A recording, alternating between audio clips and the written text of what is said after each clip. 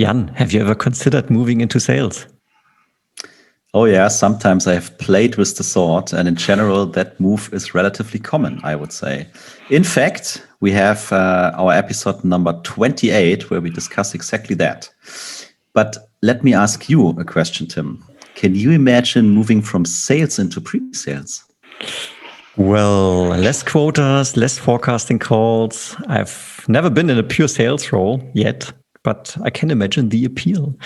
And apparently so could today's guest we have on the show, because he did this uncommon move.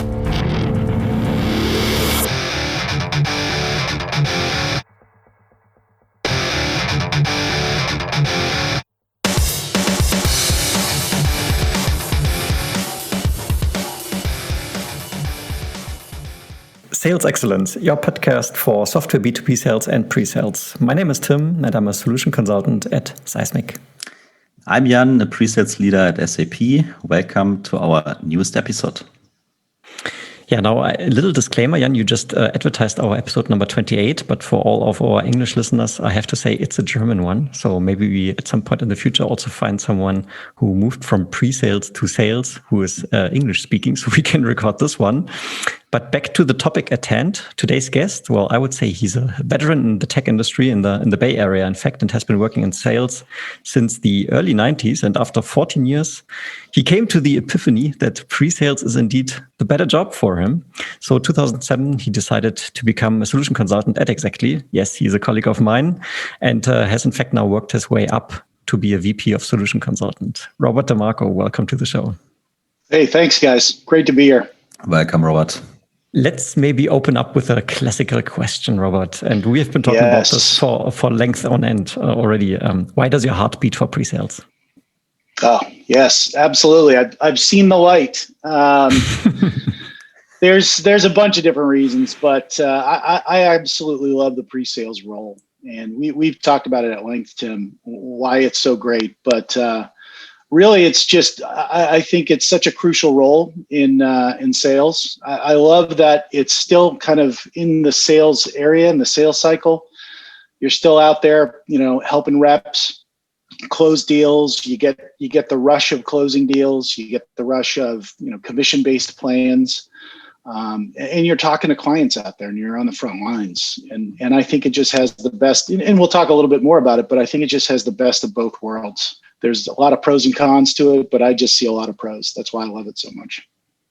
Yeah, makes a lot of sense. But maybe we can actually wind back a little bit, because I was stalking you on LinkedIn a bit earlier, and I think you studied something with graphic communications or something like that, right? Yes. But obviously you ended then up in sales. So how did that come about? Yeah. What's funny is I actually got my degree in graphic communications, which is printing and publishing, which, as you know, in the 90s was actually a good idea at the time. And I worked for a company out of college called R. Donnelley, which was the largest printer in the world at the time. And we actually worked for documentation services, which was mainly for hardware and software companies. So back then, they used to print out documentation that was 2 to 3 inches thick, and we'd print those books, and they'd ship them in the computers and with software. We also did replication of the floppy disks as well. So that's how old I am. I'm incredibly old. And so obviously, when I was in sales, and that kind of went away with the advent of disks and then the internet. Let's just say print was a dying breed. So I kind of moved into sales that way, but then as that kind of died out, I got into all different types of things. So supply chain management sales, I got into consulting sales. I worked, selling products, selling commodity products, selling programs, marketing programs. So I sold a lot of different things. And that's kind of how I got into it. I started out as customer support for a year, realized I didn't want to do that. I liked talking to customers, but I saw where the money was kind of at the time. So that kind of drew me to sales and kind of going down that path. Fair enough. So you already hinted at it. Obviously, in many organizations, a sales position is quite well paid, right? But you that can also sell comes if you're successful. if you're successful, as right? long as you're selling something, yeah, absolutely. And I mean, you just spoke about the printing industry, and obviously that must have been quite a tough environment as our world became more digital, as it is obviously That's now, right. even more moving into this direction. So maybe an open question in that regard. So, working in sales, what were your main challenges?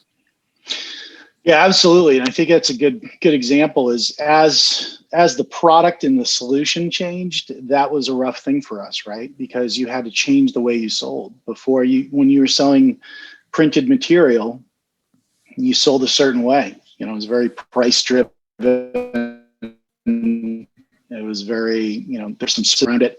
But then as you started selling into programs and you had to sell other additional things to the solution, it wasn't just a pricing sell, it was a much more value sell. And so that's kind of where I got in, like supply chain management services was much more around services and the solution. So I had to really start kind of selling the value piece. And we're finding that is very much the same way now in terms of my company today.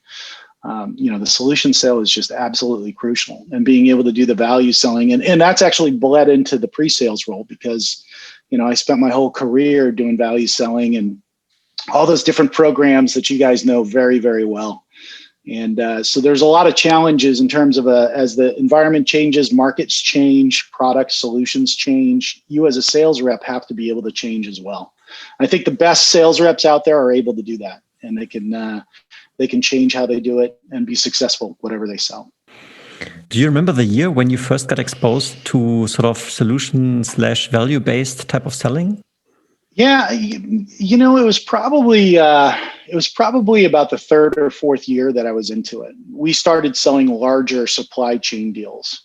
So not only were we selling the print, but we also actually started getting into hardware assembly and supply chain management. And so it was more of it wasn't just like, hey, you print out 500 books, it's X cost, and here's your quote. Oh, gee, make it cheaper. And then we just would go cheaper.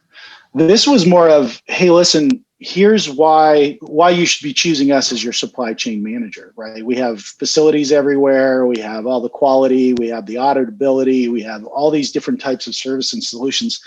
And so really you had to come with a complete solution, and the whole value pitch became more and more important as opposed to just, printing commodity stuff. So that was very early on. And actually I was very young as a sales rep back then. And so, it took me years to, figure out the best way of doing that. A lot of training programs. I've been through so many, I don't even know the names of the titles anymore. That's kind of where I get exposed in the value selling piece. It was fairly early on, but it's taken years. It took years to really kind of dial into it. Yeah. You're saying it was really a differentiator for you guys along the sales process. And question on that one, or maybe it's more short and you can comment on it. I still feel it's sometimes really, really hard, especially for the sales team of the organization, to stick to a value-based selling approach for so many reasons, right? So you have monthly pressure, quarterly pressure, all that forecast stuff. Your compensation plan is maybe not aligned to value-based selling. It's just aligned to making the next dollar or euro. How do you see that? Because I truly believe if you can apply a value-based selling approach, it will positively influence your business. Maybe not on the short term, but on the mid and long term.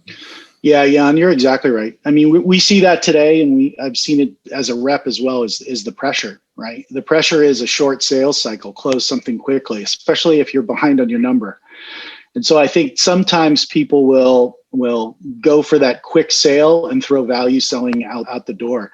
And in fact, I talked to a lot of reps. I talked to a rep today, actually.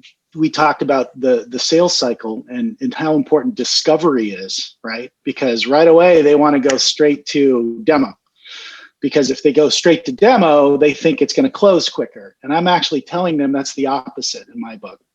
If we can do proper discovery and we can figure out exactly what they're looking for, the demos that we provide are going to be more valuable, more focused. And I promise every single sales rep I talk to, it'll actually shorten the sales cycle because it will require less demos, less discussions, because it's going to be dialed into the value. And if you can pitch the value and you can sell the value, that's what's going to get them to buy. And that'll actually be quicker than if you just kind of go in there and start throwing pricing around.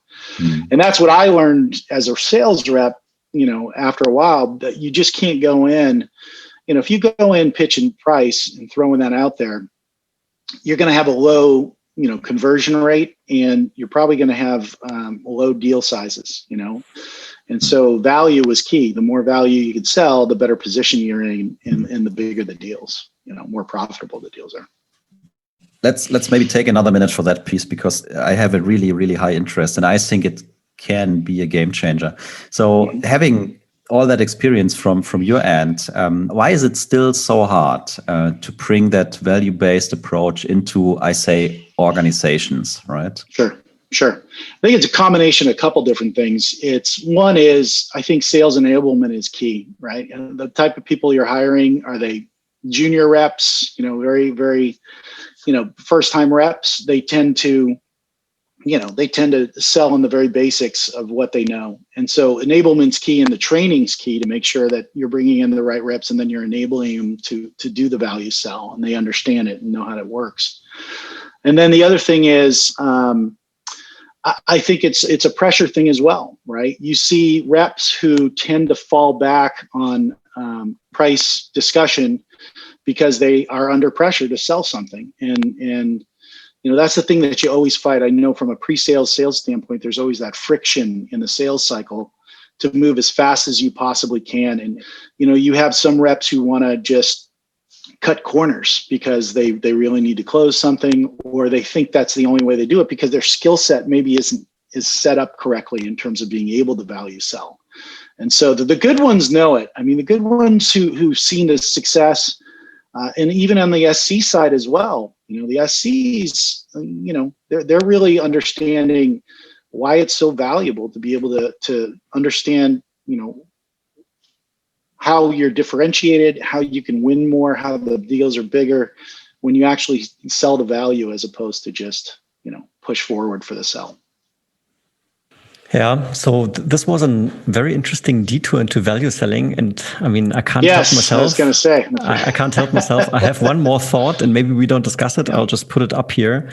Some months ago, I have seen a graph where a sales consultant put up across like the 90s, the 2000s, 2010s, what type of sales methodologies came up during those times. And you could see solution sales, you could see value selling, and then it also said at some point challenger sale, which I believe came in like 2008 or something like that. And I was thinking when I saw that graph, the graph indicates to me like value selling or solution selling is something outdated. It's not the good shit anymore, so to say, right?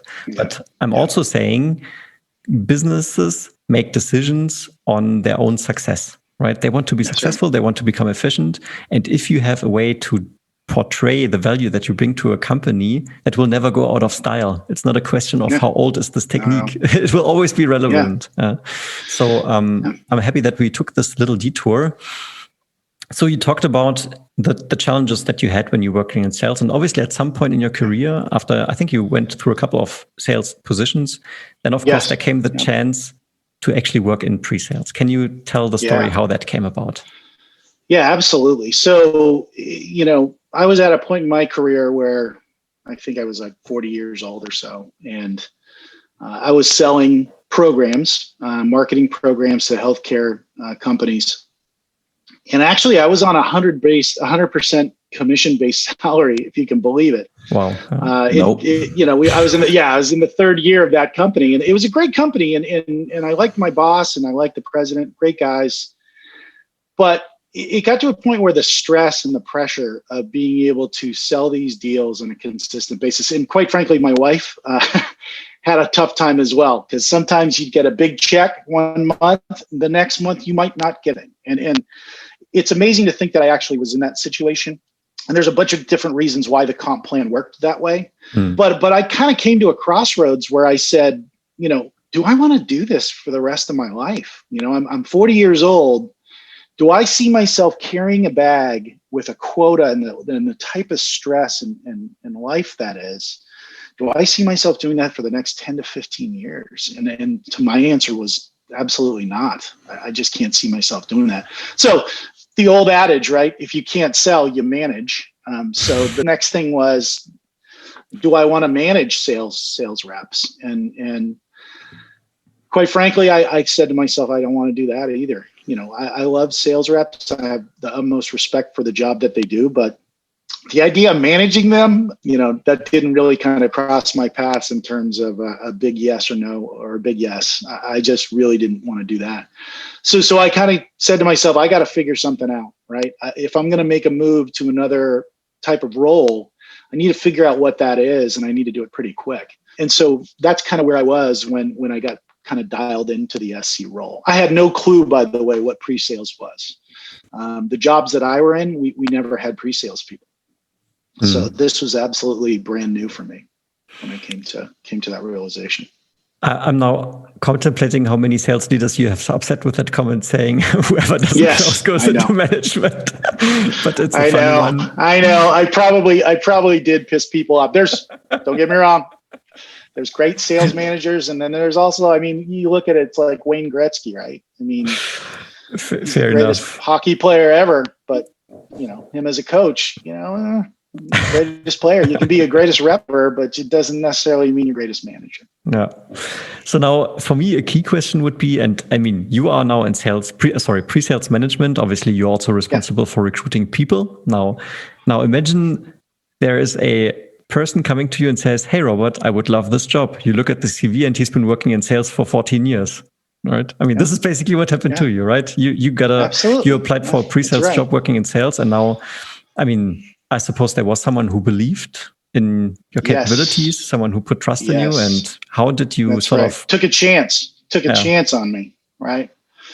That's exactly right. I didn't have a pre-sales. Now, the good news is in sales, I did have, when you're doing presentations and if you're selling products, whether you're a sales rep or a pre-sales person, you're still demonstrating, right? There's times where a lot of reps will actually do their own demonstrations in software, which I highly recommend. Really? Oh, absolutely. Good to know. That was sarcastic, really. Yeah. And so when I kind of went for this job, there was a guy who took a chance on me. But when I looked at it and I said, here are my strengths. These are my strengths. These are my skills that I've developed over, 14, 15 years of selling. And you'd be surprised how much apply to the pre-sales role. Being able to present and communicate effectively, being able to take complex concepts and be able to communicate those in a way that's understanding, that people can understand. Very, very important. Being able to read a room and understand how people are accepting it, whether they're understanding it, and those visual cues, which I think is super, super important for pre-sales. And that's not necessarily something people just have, immediately. So a lot of those type of sales type of skills and presentation skills really translate well to pre-sales. And I think those are some of the skills that I really try to teach my people on my team. I call it a very sales-focused team. Just because of my background, when I started building my team, the skills I looked for and the capabilities and strengths, very much are sales focused. So I feel like I have a very focused, sales focused team out there. Very good at presentations, very good at reading rooms and objection handling. And those were all great things that I think, really translated well. So when I look at people and I recruit people, I'm open to a lot. Good news is my solution isn't as technical, It's not like network security or some of those things where coding experience is required. In fact, quite frankly, if I see a ton of acronyms, I get a little bit like, oh boy. I tend to look for people's CV that says, configuration and SaaS, cloud, not the most technical people. I look for people who are in customer support. I'll look for people who are in sales. For the entry level, I'll look for ADRs. Professional services as well. They're on the front line talking to customers and selling services. So I love people who can communicate, who can present themselves well, who are sharp, who are curious and like to tinker. And you can find a lot of those people outside in the sales atmosphere. So you could definitely say that having worked in sales in your particular instance has quite a lot helped you with some of the, let's call it soft skills that are required in pre-sales, right? Yeah. And I mean, there's probably thousands different ways how you can get into pre-sales, a topic we on a regular basis address also here in this podcast. Mm-hmm. And I think the one example you just gave is quite a prominent one, which put we professional services and then towards pre-sales. I've seen that a lot. Sure. Or if you come from a very technical role, maybe even product, and then go to the front line. And there, of course, it's the opposite, right? You know the technology inside out, but you have none of the soft skills. So that was the benefit you had. But now, obviously, the challenge that maybe you had was actually learning the technology. So how did that come about? Right. Was it scary or was it easygoing or what? How did that? It was scary. So anyone who's out there contemplating moving from sales into the pre-sales sales engineering role, that's going to be the biggest challenge. And that's the scariest thing for me. Was the scariest thing for me when I made that switch. Now, the good news is the solution at Xactly wasn't highly technical, as I said. There's definitely some complexities in being able to configure, and I had to learn, and I was still learning for years to be a product expert. The soft skills obviously helped me out, quite frankly. What I couldn't necessarily build from a technical standpoint, I was able to sell around when I presented, utilizing my selling skills, right? So, you know, when you do a custom demo and you don't build everything, I would rely on my selling skills to kind of get it across to them and say, hey, this is the art of the possible, and kind of sell it more than I actually would show it. And so I was able to do that to bridge the gap before I became kind of the product expert. And also I have to give credit to the person who hired me. He was extremely supportive and such a great mentor. He understood where that gap was, and he helped me out a lot in terms of the product expert and the product knowledge.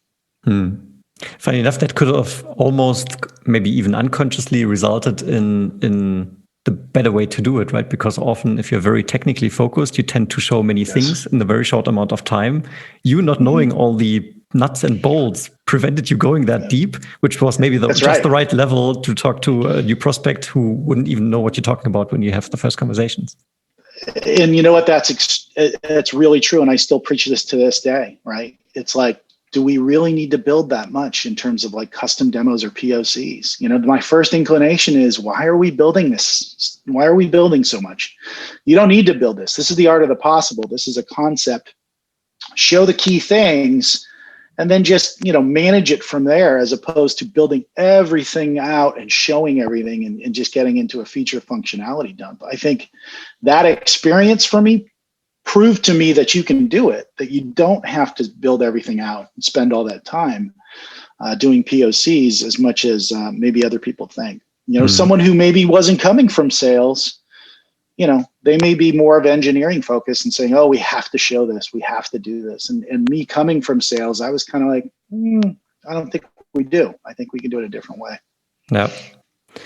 So now, I mean, I guess when you did that move now from sales to pre-sales, obviously learning the technology was on your radar. It was quite clear you needed to learn that, and it took some time to actually do it. And I guess as a pre-seller, you're always learning more about technology. It never really stops. Okay. You could leverage your sales skills that you learned previous 14 years. Was there anything that you needed to do all of a sudden, or that you needed to learn all of a sudden, that was completely off radar, that surprised you, where you said, oh, I would have never expected that to happen? Yeah, I mean, there's a couple different things. One is the opposite of what I just said. Coming from sales, I needed to learn when to shut up, right? I mean, there are times where, you know, with pre-sales, and I teach people coming from, quite frankly, professional services and some of the other areas, sometimes the best answer is just yes, absolutely yes, I can do this, right?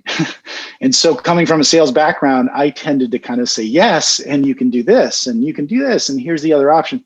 So I kind of had to learn to be very concise in certain times. And you know, that was kind of surprising to me, because at first, you know, I'd go in to fill the gap and do my whole sales job, but then I'd sit there and realize, like, I got to be careful with that, right? Because then you can totally lose credibility. You can confuse the prospect in terms of what you're showing.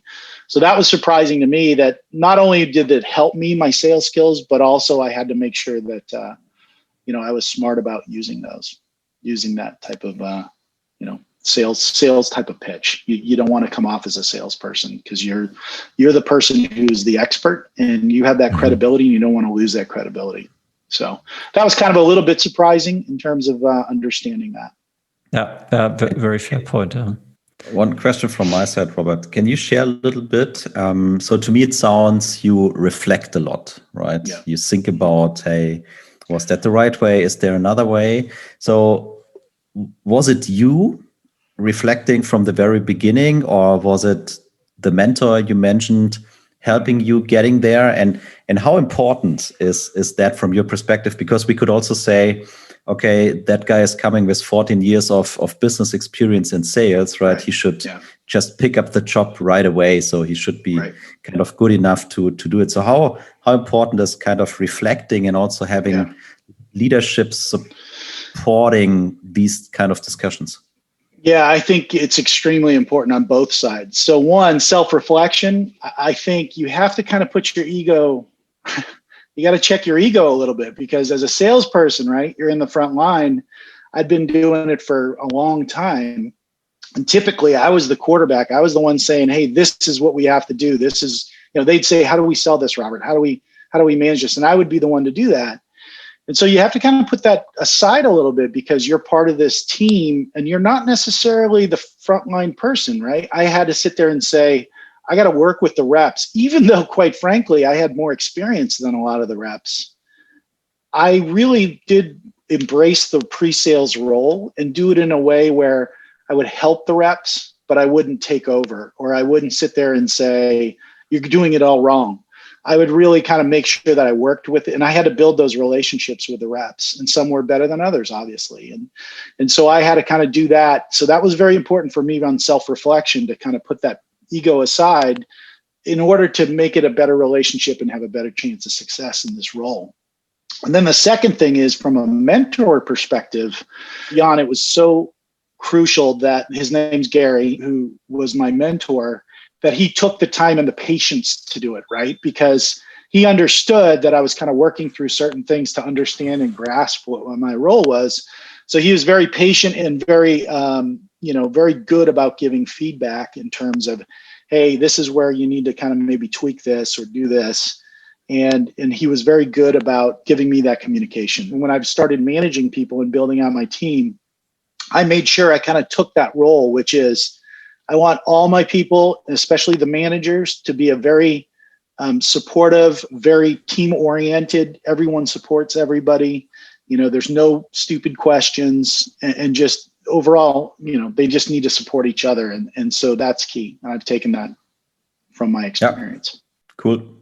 So now, then you obviously got the position within pre-sales, and there were quite a few challenges also with that. Mm-hmm. Was there a point in time, because you came from sales and said, okay, I don't want to do this anymore, and now you found yourself in pre-sales. Was there a point in time, or like a moment where you said, okay, I'm actually at home now, this is the job for me, Robert? Absolutely. In fact, I would say probably the first year. In fact, my wife and I talk about it all the time. We laugh because there was a time within the first year that we both said, holy cow, thank God you made this move. Because, from her standpoint, from a sales standpoint, the stress that we lived, with a target on your back, and the stress that was just, I had kids, small kids growing at the time. I have 3 kids, and it just was a life changer. It honestly was a life changer in terms of the role and the stress level and just that work-life balance. And so I would say it was very early on where I said, this is the definite role for me. I always enjoy the sales aspect. I enjoy being up front and working with prospects and the rush of the close and the sales cycle, the commission that's offered as well. But it's that idea of, oh my gosh, if you miss your number after, a certain amount of time, you got to start looking for another gig. And there's a lot of variables of why that's true, but it's a lot of pressure, man. That's why, quite frankly, I talk to my team and they'll tell you, I respect the sales role so much. I bring that kind of view to my team because there's always a lot of friction in pre-sales versus sales. And you hear pre-sales people saying, well, I could do that job. That job's easy. I close deals. I can close those deals. I'm closing them anyway. And I just sit there and go, well, it's not necessarily true. right? I mean, there's a lot of risk in that sales job, and they go through a lot of stuff to get to the point of the close. And we usually get in there, and we definitely are a huge factor in closing deals, but there's a lot of stuff that goes on before we're involved. That's the stressful stuff that the reps go through. So it was, Tim, to answer your question, long way around it, but I very quickly came to the fact that this role is awesome, and I love it, and I still love it to this day. And my wife and I still say, thank God we made that switch. Usually we say it like once a year. Good. Annual celebration. Yes, in our All celebration. Right. Well, the last section we wanted to now dig into was your move into pre-sales leadership. And I think you already gave us a few pointers in this regard. The most pressing question I would have in this regard, you've seen the sales side. You've seen, obviously, the individual contributor pre-sales side. Mm-hmm. How do you maintain a close relationship between sales and pre-sales? Keyword, breaking down silos, so to say, because I feel in many sales organizations that is one of the biggest challenge, that it's like not an us, but it's us and them type of thing. Yeah, absolutely. So I think that's kind of a good perspective, or a nice perspective I brought to the table. Like I mentioned before, right? I'm able to kind of explain to the pre-sales people, what the reps have to go through so they can empathize with what they're doing and what their role is. But I also can talk to reps as well to a certain degree and say, hey, listen, I've been in your shoes. Here's what you need to do in order for you guys to sell and be successful. Like, I know what you need to do, but here's how you have to work with your pre-sales person. Here's why, your pre-sales person and you as a partnership is pretty much going to put money in your pocket if you do it correctly, right? So there's a level of respect that has to go both ways in each role. And I think being in that role prior to the SC role, I think I can bridge that gap to make sure that the people understand, and respect each other's role. And so they work better that way. So I think that's extremely important to be able to do that. And I think from a leadership perspective, if you're consistent with that, I think you just build a culture within your team, especially on the pre-sales side. And don't get me wrong, it's not all harmonious.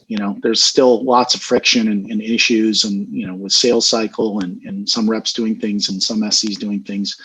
But I think I can build those relationships in both sales and also on the SC side to help doing that. Yeah, fair enough. Obviously, you are quite in a unique position in that sense because you have seen that sales side. And now, if you look at the traditional pre-sales manager, probably the majority of them will not have worked in sales before. Do you have like a piece of key advice where you would say, hey, dear pre-sales leadership, if you just consider this, it will make your organization a bit more successful? Yeah, I think pre-sales leaders who don't have the sales experience, one of the things I think that helps me as well is understanding kind of the sales cycle, getting involved in the forecasting, right? Getting involved in those discussions as the sales managers discuss the pipeline. What can we do to help the pipeline, grow the pipeline? What can we do to help close deals, right? And be a solution, be a way of quickening deals as much as possible, and just being open and supportive of closing and driving new revenue. I think being part of those conversations is important. And if you're not, as a pre-sales leader, really involved in those types of conversations, strategy level conversations, pipeline level forecast, what are some of the things that my team can do to help the reps drive more revenue? I think you have to be deeply integrated in those conversations, because I think that just provides more value as a pre-sales leader to the sales management team, right? And they see you as a partner. You don't want to be seen as a barrier, or as the pre-sales people always say no, oh, our product can't do that. And you don't want them to see you like that. You want to see them as a partner and hey, what do we got to do to close this deal? And just be sales focused like that. So I would say definitely get involved in those. And I think also from a sales side, my experience, I was the guy in the hot seat, right? It's like, let's walk through your pipeline. Let's walk through your deals. Where are you? I know how that is. And so what I try to do is try to bring the pre-sales team to the table to be a solution provider. Yeah, fair enough. Well, I have one extra bonus question, so to say. And zooming into one area that you just mentioned, you mentioned pipeline and pipeline growth and pipeline management. Do you see that pre-sales can play an active part in pipeline generation? And what input could that be?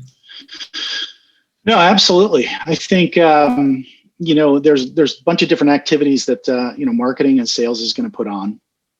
And I think the pre-sales team can help in terms of support for those type of activities, whether that be webinars, whether that be support of activities maybe early in the sales cycle as kind of an exception than the rule, right? I mean, especially with COVID recently and the situation with that, sales cycles have slowed down or actually gone away in some cases. So, I've instructed my SCs to bridge that gap, right? Be available in early stage sales cycles, right? Be that trusted advisor right out of the chute where maybe they wouldn't have gotten involved, but because the activity levels may have been a little bit slower, from a pipeline generation, let's get involved in those conversations early. Let's help the sales reps hook people in those discussions and then provide content, expertise, kind of be a little bit more consultative than we had probably in the past, right? You want to be that consultative person to get those conversations going and get that pipeline maybe built a little bit faster in terms of interest. So we can do things there. We can do things like videos, proactive videos, proactive, things like that, material content to help the reps out. Yeah, fair enough. To add to that, Mr. Brumme, talk to customer success, right? Yeah. Could be also something pre-sales could do to create new potential. That's right. Because ideal world, customer success would be very, very close, knowing all the details, being a product expert and doing it on their own. But I think what they are doing in a great way already is they keeping that relationship, right? That's right. And they have quarterly business reviews, all that stuff. So why not kind of identifying the most valuable, whatever, existing customers, and then adding a pre-sales person to that quarterly business review and saying, hey, whatever, here's an idea, here's an outlook, whatever it will be. But at the end of the day, I think it's also how you kind of set up your organization, right? And where do you see pre-sales in general? Because what you are telling us today is far beyond just being a technical resource. So it's much more impact to the whole piece. Yeah, you nailed it actually, because that's, as we all know, the market today in 2020 has been tough, right? So actually your customer base is a huge opportunity for upsell, cross-sell, selling additional products to the existing base. And so that is absolutely a focus that we have as pre-sales, right? Is to work with the customer engagement managers and to potentially, attend those quarterly business reviews and be that consultative voice to also upsell and cross-sell additional products that maybe they're not thinking about, right? So being proactive in that, in terms of either building pipeline or creating more revenue. Same thing with the partners as well. Working with partners as a pre-sales function to be able to sit there and educate partners, provide them with demo environments or selling, being able to engage them and enable them to sell on your behalf. That's another great area as well. That makes a lot of sense.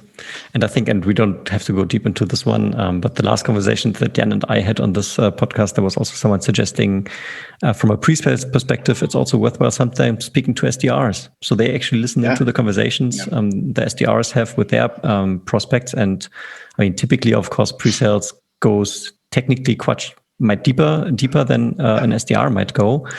But that doesn't mean that he still can provide valuable input to the SDRs to polish their pitch or polish the messaging, or maybe give another idea of what they can say to be relevant, right? To actually build that pipeline. And circling back to why I love pre-sales, you asked this earlier. Think of all the areas that we just touched on that pre-sales gets engaged with. I love that, right? You're dealing with, I can sit there and say professional services you're tied to the hip with to a certain degree. Product marketing, what's in the pipeline for product development and the future roadmap. You look at customer engagement, customer success. You look at sales and the ADR side, being able to help them with pitches and strategy around what the messaging is and marketing and all those different groups, honestly, we touch to a certain degree. And you may touch some groups more than others. Sure. But quite frankly, there's value that we can bring to all those groups and they can bring to us. And that's what I love about it. You're not just by yourself in some silo. So. Yeah. And I think you just wrapped this up with a perfect conclusion to our conversation, because we went full circle of why we love pre-sales. So if I'm looking at my co-host Jan, if he has further remarks or comments, then and he shakes his head. So I'm going to say, Robert, thank you very much for joining us on the session here and basically bringing your story to the table and telling us how you went from sales to pre-sales. And I hope that, of course, our listeners could take a lot from this. So if you, dear listener, are contemplating, hey, I would love to go into pre-sales, but what is awaiting me there? I think this was the perfect episode for them to listen in. So again, thank you, Robert, for joining us. And appreciate it. Thanks for having me on. Thanks so much, Robert. Thanks, and with that being said, if you guys enjoyed this episode, we would very much like if you can give us a comment or a like on LinkedIn. You can follow us there. And we obviously also appreciate a good rating on Apple Podcast. Thanks for tuning in again. And we hope to speak to you and hear you next time. Bye-bye. Bye.